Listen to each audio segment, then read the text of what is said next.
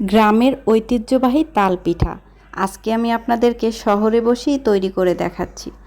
আর তৈরি করার জন্য কি কি লাগছে সম্পূর্ণ প্রসেসিংটা দেখতে থাকুন। আসসালামু আলাইকুম। আমি আজকে আপনাদেরকে তৈরি করে দেখাবো আমাদের গ্রামের ঐতিহ্যবাহী তাল পিঠা। এই পিঠার রেসিপিটা আমি আমার শাশুড়ির কাছ থেকে শিখেছি। তাল পিঠা তৈরির জন্য আমি এখানে 4টা কলা নিয়ে নিচ্ছি। আমাকে হাজব্যান্ড সাহায্য করতেছে কাজে। যাই হোক, কলাগুলোকে আমি ছিলে নিয়েছি এবং এগুলোকে পিউরি করে নিতে হবে। তো আমার কাছে মনে হচ্ছে কলাগুলো একটু শক্ত, তাই আমি এটাকে ব্লেন্ড করে নিব। যাই হোক, এখন ফ্রোজেন করা তাল নিয়ে নিলাম। এই তালটা আমি অনেক আগে সিজনে ডিপ ফ্রিজে রেখেছিলাম। তো যাই হোক, এখানে পরিমাণ মতো তাল নিয়েছি আর কলাগুলোকেও ব্লেন্ড করে নিয়েছি। তারপরে আমি এর মধ্যে দিয়ে দেব পরিমাণ মতো চিনি। আপনারা যারা বেশি পরিমাণে মিষ্টি পছন্দ করেন তারা বেশি দিবেন একটু পরিমাণে।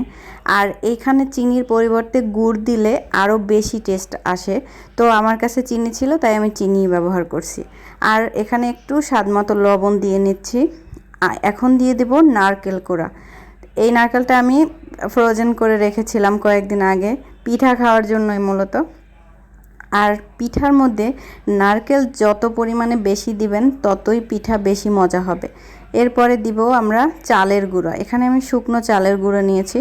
তো ব্যাটাটাকে ভালো করে মেখে নিতে হবে। আর এটা কিভাবে হবে, মানে কতটুকু নরম বা কতটুকু হবে তা আপনারা ভিডিওতে দেখে বুঝতে পারবেন যে আসলে বেশি নরমও না বেশি শক্তও না।